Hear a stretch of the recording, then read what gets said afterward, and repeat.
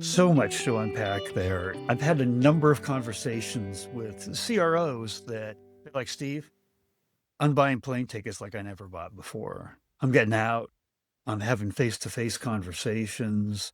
And the whole reason is exactly what you're talking about. They feel like they've lost the connection, right? Whether it's in the middle of the pipeline or whether it's a long-standing client. And the need to have the face to face, the need to have that conversation to make that connection is getting more important than ever.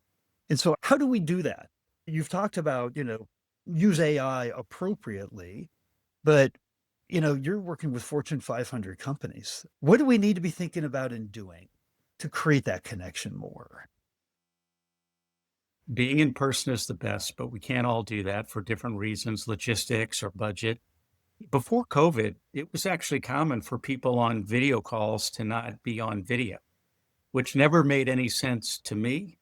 But a lot of people just thought, no, I've got reasons why I can't be on video. And then when COVID hit, we all sort of figured out you need to be on video. But to this day, people don't recognize that communication is 90% body language, facial expressions, gestures, and tone of voice. And it all connects together. And that's part of the conversation and being human. And that's just a baby step one. We don't get to work with clients in person as much as we used to back in the day when we spend every week on planes, but just the way we outreach to them, it could be, say, in an email. I'm just talking like a basic outreach, trying to get, might be somebody but you're trying to get a meeting. That's what all of us marketers want to do, try to get a meeting for the sales team. That's the goal. And whenever I see an email that has bullets and a lot of formatting, like say, bold headlines, and maybe a really, really polished HTML or just a nice graphic up top, maybe my corporate headshot, I delete all that. If you're going to be conversational, it has to be written not in the type of formality that we all learned in school.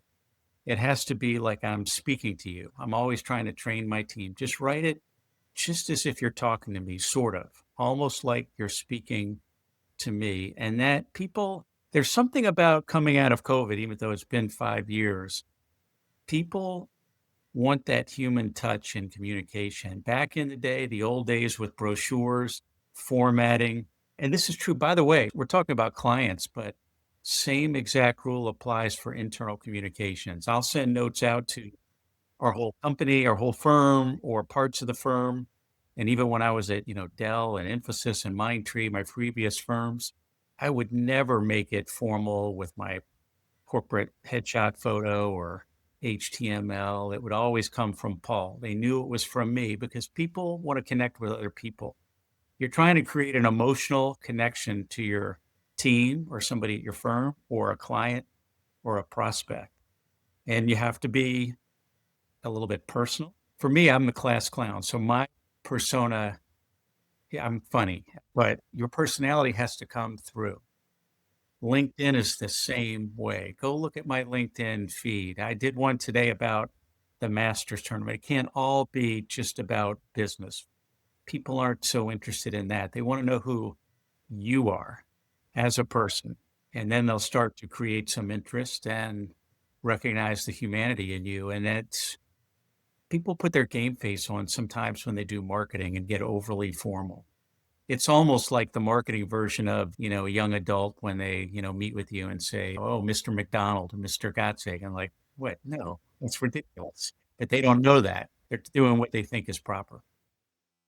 That can be perceived as at a time where teams are decreasing, not just because of budgets. We're all looking to reduce size because we think we're gaining so many efficiencies with AI, right? And so doing things more personally, more conversationally doesn't scale as well. It might even take a little bit more time to do that, a little bit of thought.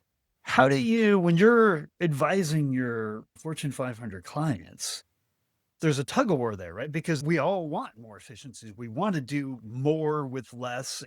But how does that objective work with your recommendations here to be more genuine, be more conversational, be more personal? No, you nailed it. You got it. Where we use AI is around connecting the dots of all of our data and doing Mhm, analytics and mhm. realize, oh, look what happened on the website and look what happened in our email and look what happened on social media. And AI is really good at connecting all these dots and helping us make smart decisions. And then when we have a campaign, we'll spend all that time. You're right. We'll invest time to create a conversational message, but then we have an agent where we effectively push a button. And in the old days, it would be okay, you do the website update, you create the email that our salespeople need to create to clients, and you do the social media post. There's like 12 core deliverables. Well, now the agent takes the core message that we did without AI, but it feathers that into these 12 deliverables, and then we'll still review it. What a time saver that is, Yeah, and we can do a yeah, lot more with less. So a lot of it is the analytics, and a lot of it is what I'd call the multimodal creation from the foundation of a human-made message. Those would be 2 examples that are working with that. Now that's within my own marketing team. With our clients, it's you could tack on a lot around governance. Governance is a huge deal, and so yeah, when you're using AI, we're careful. We're careful. We have our own enterprise version of ChatGPT. We don't use anything else. And there's a lot of other guardrails. And for our clients that are huge Fortune 500 companies, some of them are a regulated industry. yeah, It's the exposure and for governance. And then the other thing we can get into is having the workforce change. Like I had to go to my team, Steve. It's just like a little bit extreme. But a year ago, when we were really making our push to transform our own marketing, it dawned on me as I was looking at in the eyes on the video, and suddenly I just blurted out, none of you will get fired because of AI. I hadn't planned to say it. It was just a judgment call. And since that moment, we've done great. It's like everybody, their shoulders drop. yeah, And it's not just my team and it's not just marketing. Not everybody can say that. There's some situations where you probably can't make that statement, but no, you've gotta give people the freedom to know they can invest the time, and if they don't invest the time, then they'll be in trouble.